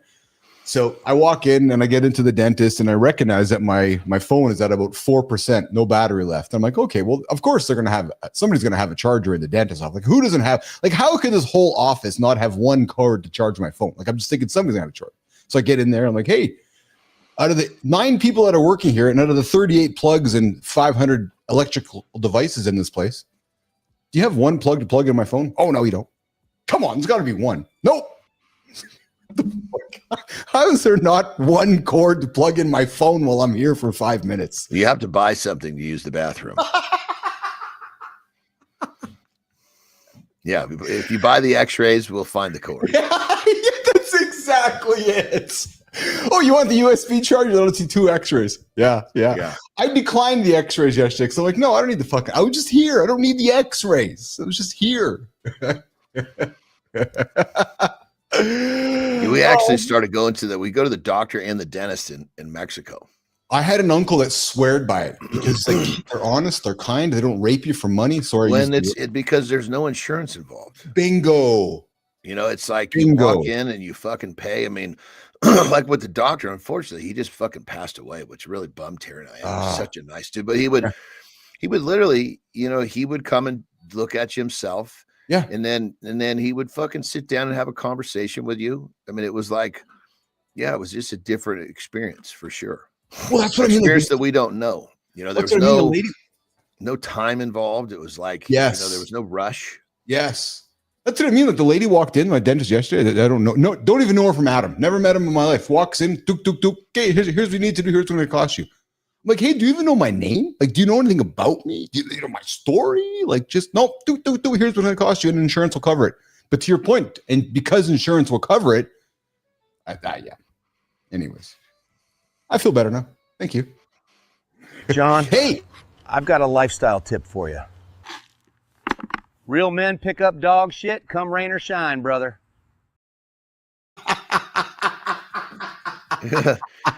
I guess I'm not a real man.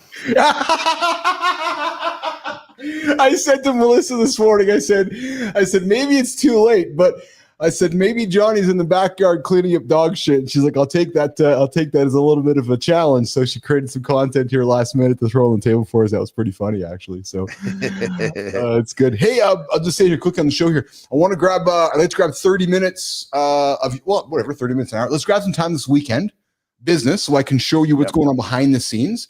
I dropped the big ad yesterday looking for a business development partner. So we got some heading into 2026 with a bunch of momentum, a bunch of energy, and so forth. So would love to grab 30 to 60 with you so I can show you what we built and just literally talk business and the business outside of the show here. So love to grab that with you. Okay? Let's do it, baby. Let's do it. Weekend will be good. Yeah. Yeah. Awesome.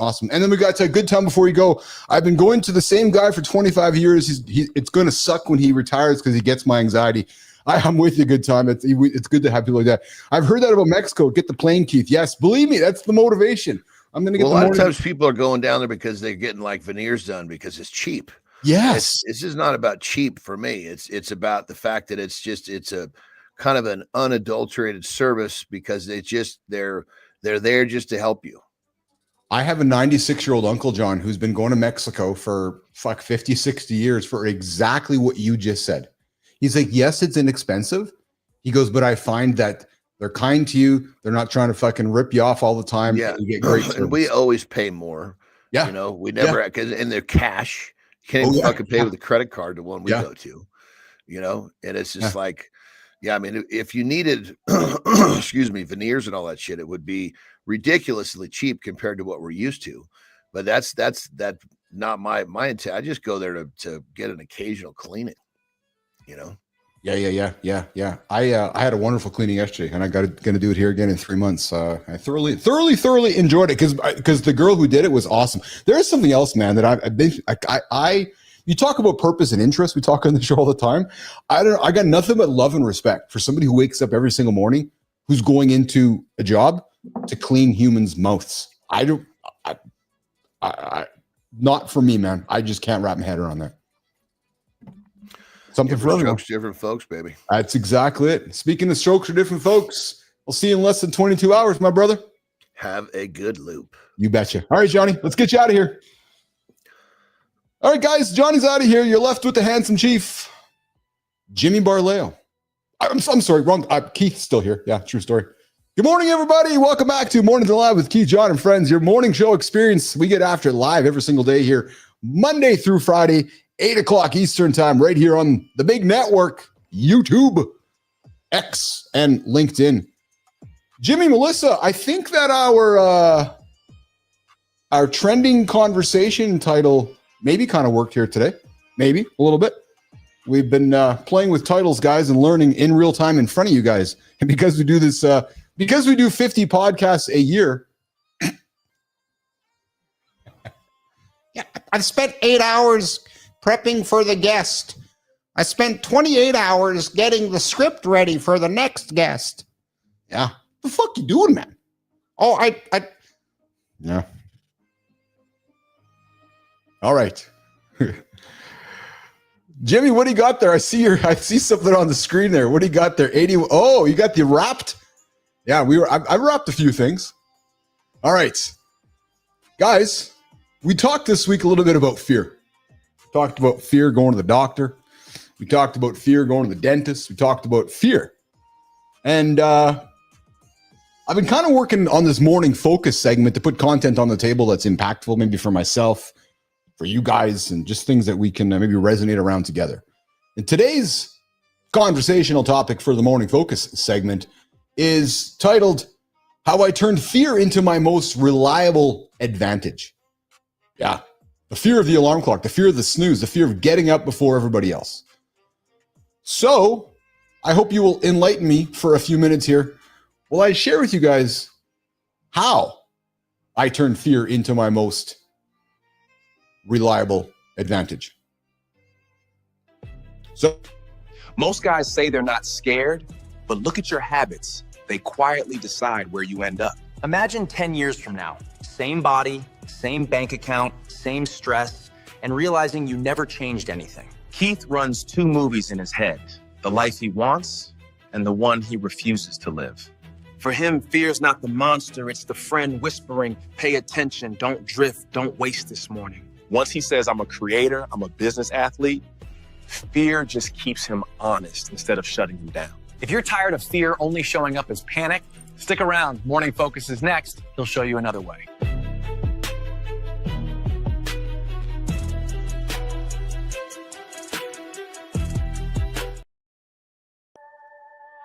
Fear. Let's get into it. So guys, I did not plan this. Yeah, true motherfucking story. I didn't wake up one day and say, you know what? I need more fear. But as we've been having this conversation this week, and this came to me as I was driving back from the dentist yesterday, fear has quietly been the most loyal training partner of my entire life. And Charlie, maybe some of this will resonate for you, brother. Not the dramatic Hollywood kind of fear, but the subtle kind. The whisper in my ear, the whisper in my brain, the whisper in my cranium, Sully, that says, Keith, if you don't change, what will your life look like in 5 years, 10 years? And when I ask that question of myself, it hits me harder than any motivational quote ever has. I've often referred to it on the show as regret. I would rather fail trying instead of regret not doing. I'm at a point in my life where I'm like, fuck, let's go. Let's go. We dropped a ad yesterday for our business development partner. It's time to go. It's time to fucking shit or get off the pot. And am I scared about failing as we move forward? Oh shit, man. I'm fucking super scared. But not scared in how you think. I'm scared in letting myself down. I'm scared of not achieving what I've set out to achieve. So what do? I build 2 visions. The dream, where I'm headed, and the disaster laced in regret. And guys, you've heard vision boards. You've heard of them. Fuck, Pinterest exists because of vision boards. They're beautiful. They're just inspiring. And it's this idea that Pinterest as a lifestyle. But the real power for me has always not been that. It's been the anti-vision. The version of my life that I refuse to live. I have no desire to be Husky Keith ever again. Zero. The weight that I don't want to gain, the business I don't want to build, the community I don't want to abandon, the man I don't want to become. When I picture that vision of my future, I feel it in my chest. To me, that's what we call loss aversion. And that's the mind saying, don't you dare go back, you motherfucker. Don't do it. Don't look behind you. Don't look how far you've come from. Good morning, beholder. Mr. Billis, look what's going to pull you forward. Look to the dream that pulls you forward. Don't look at the regret of not achieving it. My anti-vision pushes me from behind. The combination, for me, it's rocket fuel. It's cannabis fuel. It's sativa. It's what makes me move forward. I use that fear to focus and hope to move forward. Because when you're building something live, whether it's a show, a business, a new category, put the show aside. Maybe it's your business, maybe it's your career, maybe it's in your job. The noise that will be around you is relentless, pulling you in every direction. How was your inbox this morning? That inbox is just fucking noise. Noise. You've heard me say it before. It's their task list. So you have to ask yourself today, that noise, is it relentless? What's that fear going to do? Well, the fear for me, it keeps me sharp, not the panic, not the anxiety. Oh man, we've talked about my anxiety. I got anxiety. Days I get up with anxiety. I'm going to have anxiety next week and we got to do, it's time to pay the bills. But it's good anxiety. It's good anxiety that I'm honest about. But it's not that slight internal intention that says, pay attention, don't drift, don't waste the morning. I fucking love the mornings. The mornings is what sets my day. The mornings is what sets our day collectively, nation. Because the morning keeps me away from the habits that quietly erode my momentum, my self-sabotaging behavior. And hope? Oh, fuck. Hope? Fuck. That's the accelerant. It what gets me in the chair every morning at 8 a.m., firing up the mornings in the lab, knowing that every conversation we have compounds. Holy man. I love knowing that I'm a conversation ahead of the guy that hasn't had one yet. Yeah, let me say that again. I love being ahead of the guy who's still waiting to have his first conversation. What's going on, Radko? When you fucking getting started? One day, someday, next day? Yeah, I'm snuffing at you. Because I've given you every reason to get started. Go! What's the fear? Is it discipline? Where's the hope? Maybe that's the drive. Because when you put discipline and drive together, it creates adaptive motivation. Yeah. That's what John Petrocelli would call it. Me? I just call it getting up, getting after it. Some would call it living. I also anchor everything in identity. And as you know, if you've been paying attention to the show for a while, it's been a struggle for me. And as you know, if you've been paying attention for the last few months, my identity has come true today. I'm no longer the ICUC guy. I'm no longer the social media guy. I'm now the live guy. My identity is anchored in everything I do, and it starts every single morning, not the goals. I don't say I'm trying to build a show. No. I'm a creator building a live digital franchise. It's who I am now. It's who this motherfucker is now. True story. And I'm proud of that. I don't say I'm going to get healthy again. No. I am a business athlete. It's my identity. It's what I am. It's who I am. And that identity wipes out most of the battle. Because when something becomes who you are, you stop negotiating with yourself. Look at my brother, John Anderson. What you see is what you get. His actions are his expressions. Because the truth, fear, gentlemen, isn't the enemy. In fact, it's actually been one of my most honest teachers because it reminds me of the stakes. It sharpens my focus. It forces me to answer the questions. Where does this path I'm on right now actually lead to? Because when you use fear deliberately, not as something that stops you, but as something that guides you, everything changes.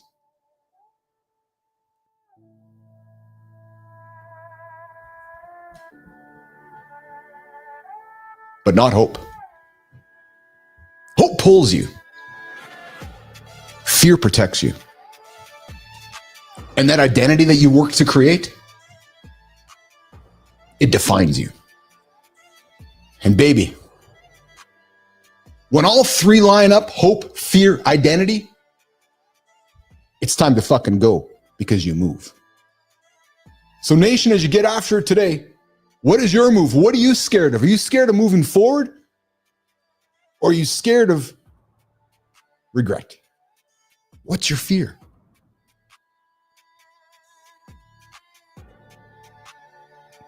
Let's get to the community corner. Fellas, if you're tired of sounding like one man online and living like another in real life, this corner is for you. We're talking proof, not slogans. The gap between big goals and the tiny reps you actually show up for. In hard moments, the honest question is simple. Can I take one more step? Or am I just rehearsing excuses? Then we're zooming out on masculinity.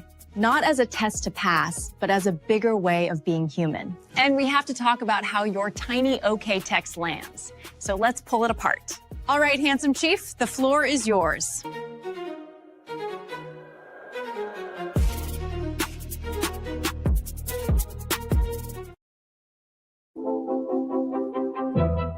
We're going to start the journey today, guys, over on YouTube. I see your comments there. Spartacus Beholder, I had anxiety for years in the past. What got me going forward was pushing myself to the point that I had no choice to go forward. It's true. You do have a choice. You got three choices. You can stay static. You can hope that you move forward. Or you can actually begin moving backwards. Perhaps the fourth choice is this. You can just fucking run towards failure. And Beholder, I know that's what you did. Because you didn't have a choice but to go forward. David Goggins says most people stay talkers. I would agree with that. In my experience so far on this planet doing this show, most folks are non-playable characters. Sorry to offend you all, but you're all just happy sitting up there in the fucking stands. And you all wonder, I want to be on stage like Mr. Billis. Yeah, well, get up. Get your ass to the fucking gym. Every day. But as Goggins says, no, people just want to talk. Talk. Yep, true story. Oh yeah, I got a big goal. But they refuse the daily grind when the 4 to 5 a.m. alarm goes off. Now, let's do the podcast later. I'll record my show later. I'll do something later. Because becoming a doer starts with asking in hard moments, can I take one more step? I've already taken 50. Refuse to quit if the honest answer is yes. Train your brain as a weapon. Because your phone disappears in real hardship. The only tool left is the mind that you've trained. Because as I talked about in my last morning focus segment, identity is built. You don't find it. There's no identity over there on some day. There's no identity waiting for you one day. Identity comes by putting in the fucking work, nation. The identity I have now exists because of 2 years of doing this. Not because of I'm going to do this. Yeah, I'm going to become a morning show guy. Yeah, I'm going to build a morning show platform. Yeah, I'm going to talk. The funny thing is I made a post a year and a half ago and said, here's what I'm doing. Guess what? The motherfucker's doing it. Well, a lot of you motherfuckers are sitting up in the stands watching. Because the real confidence, you guys, comes from competence, building through brutal reps, day in, rereading, rewriting, retraining, going back until your mind adapts.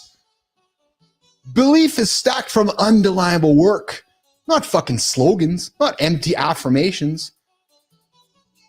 Why don't you look in the mirror today, have some fucking radical honesty with yourself first? Maybe that's a starting point. Maybe ask yourself what the truth is about your fears, your laziness, your failures in the past. Make those non-negotiables for real fucking change. So what are you? Are you going to talk all the way to fucking January and get your resolutions in place and then fail come February? Of course you are, because you're all fucking lazy. You're all just sitting there listening to me talk. I've given you guys all the invitation. No, it's too hard, Keith. Of course it's fucking hard. You want social proof? Get up. Do it day in, day in. Fall. Get up.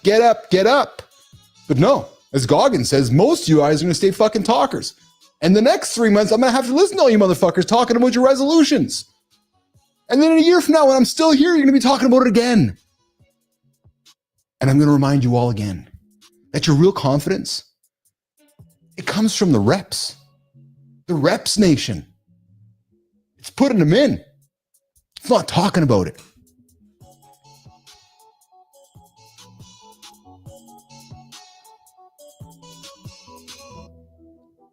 Let's move over to Substack. Got a little excited there.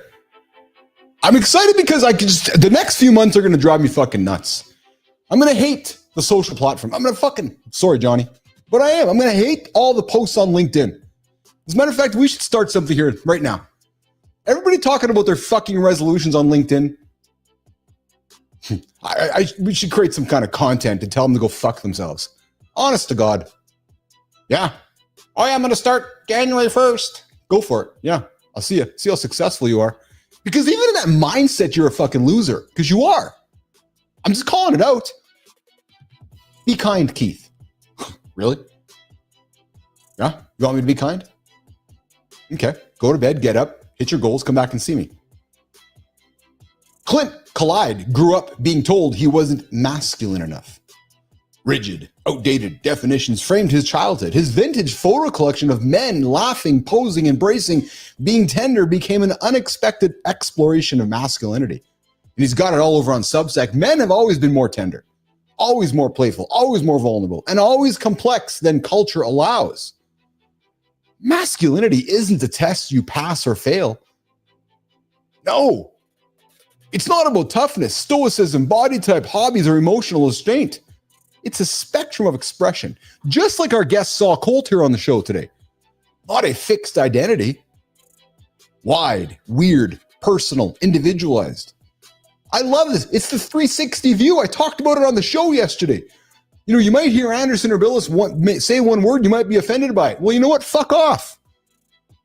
If you pop on my show and hear was with a headline because we said midget and you're offended by it, well, you haven't heard every other fucking billion words that I've said about kindness and respect and love.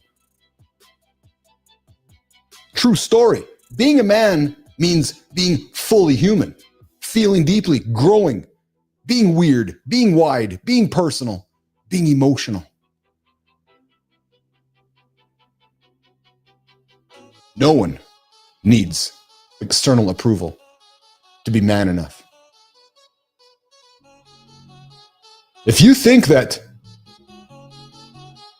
you're being man enough, well, I think that you needed to redefine masculinity. All right, let's move over to LinkedIn, guys. Chris Perkins over on LinkedIn says his Gen Z kids interpret his brief okay text as cold or passive aggressive. Oh man, is that what my kids are telling me when I say okay? Is it okay? But he sees it as efficient acknowledgement. It's true, actually. Generational differences in communication norms cause accidental friction at home and at work. Older command obey communication versus younger engage and discuss, where tone and warm tone matter more. But, you know, we have these short, context-free messages from Gen X and boomer leaders that can feel harsh to our millennial friends and our Gen Z colleagues, even when no harm is intended. Okay, Misreads, they come from different socializations, different generations, not generally bad intent, but these small adjustments, just these brief thank yous. It's funny because I was at the dentist yesterday, and the lady who was doing my teeth, she says, "You're so kind." She goes, "You always say please and thank you." I was like, "Well, yeah, why not? Why wouldn't I?" She goes, "But nobody ever does." And I found it quite striking. As I was leaving the chair, she made a point of saying, she goes, "You were very kind. You were very polite." And I was like, "Well, yeah, isn't that just normal?" She's like, "No, it's not." She goes, "No, very rarely do somebody say please and thank you to me when they're in the chair."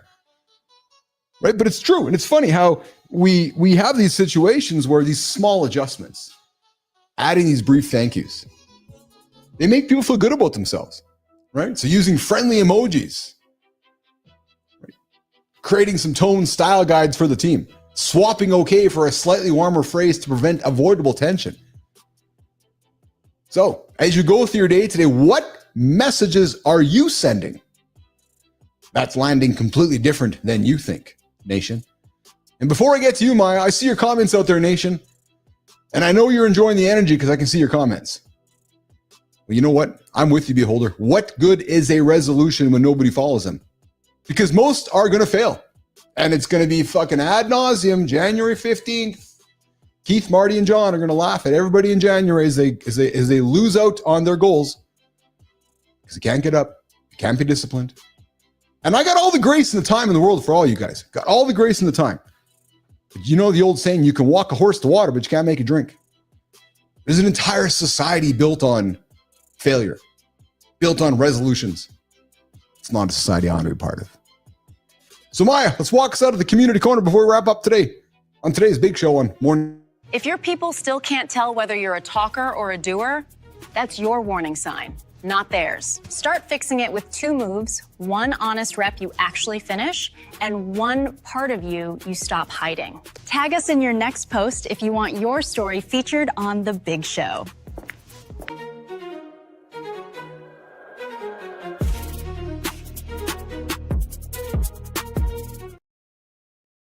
You know what's awesome about Saul Colt is that Saul said something on the show today which really, really encourages me to keep being who I am.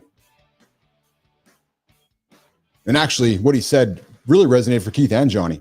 When he's like, you got to take people just to the edge and then over the edge, because the world is full of boring shit, and he is so right. So I got an invitation for you guys. If you're making a podcast, stop. It's fucking boring. It's true. Nobody's told you it, so I'm going to tell you. It's boring. You need to find a way to get over the edge. You need to find a way to get just to the edge and just over a smidgen. Listen, what was the 2025 word? Jimmy, Melissa, you guys know what the word was? 2025? You know what it was, you guys? The one fucking Webster, whatever the dictionary word of the year was? Jimmy, Melissa, you know what it was? I'm asking you guys. You guys know what it was out there? Rage bait. Yeah. Rage bait. True story. So 2025, the key word is rage bait. That's what humans want. They want people to rage out because it baits people in. No, it's called truth. It's called honesty, because most people are fucking sitting in the stands being boring, creating their boring podcasts, creating their boring content. You heard Saul say it. I get no interest in boring content or boring conversation or creating stuff that is going to be safe. I want to poke you. I want to initiate you. I want to get you thinking. I want you wondering, what the fuck is he going to say next? How many times is Anderson going to burp or fart? That's the purpose of this show. Because you guys got enough boring shit through the rest of your day that you can go find everywhere else. Yeah, true. So we're going to keep pushing the things just to the line and over the line. Because if there's one thing that I appreciate about Goggins when he came out into the world, is that he was able, and I'm going to say what I have not been able to say for a long time, actually, because maybe I did not have the confidence to say it. There's a true motherfucking story. I agree with Goggins. I agree with everything he says. I agree with everything he puts out there. And if you wonder what he says, it's basically this. You all want success, but you all don't want to put the fucking work in for it. So instead, you'll just judge the guy. It's true. You just judge him. Oh, no, he's putting the fucking work in. That is what we do here on the show. So if you find yourself getting offended from time to time, good. I'm glad you are. Because that means you're paying attention. That means we are moving closer to rage bait. That means we're not boring. That means we are hitting what we need to hit. I see you, good time. Yeah. I did a podcast. It took me 800 hours to create the script. I did 50 podcasts this year. Congratulations. Guys, we're wrapping it up. Today, we looked past the sorbitol clickbait. We talked men's health, gave the coffee and tea crew some hearth health wins. Saul Colt joined us for center stage. Listen, I know I'm not for everyone. I know John's not for everyone. I know we are not for everyone. Taylor Swift isn't for everyone either. But for those that we are for, I know you keep coming back. Saul Colt was here. He joined us for center stage. We showed us how mad ideas turned into real marketing, real money. The guy had pneumonia, and he chose to show up with here today. That tells you something about what we're building, guys. He had pneumonia, but I don't want to call him sick. That's a fucking business athlete. That is doing something others don't want to do. That's what we are looking for with the people in the lab. Community Corner, we talked about Goggins talking to all you talkers. Your kids calling it your cold text. And a reminder, guys, that masculinity is less about posing and more about how you actually show up. So, guys, now it's your turn. I invite you not just to nod along. Don't just agree with me. If you don't like something I said, tell me. Engage with me. Let's have a conversation. Choose who you want to be and start stacking those better habits, guys. Let those clothes out. Set that 5-minute warm-up. Get to bed on time tonight. And join us back here tomorrow in less than 22 hours on The Big Show. It's called Mornings in the Lab with Keith, John, and friends. I love you guys. I appreciate you all for hanging out with me, and I'll see you guys tomorrow. Have a good one, nation.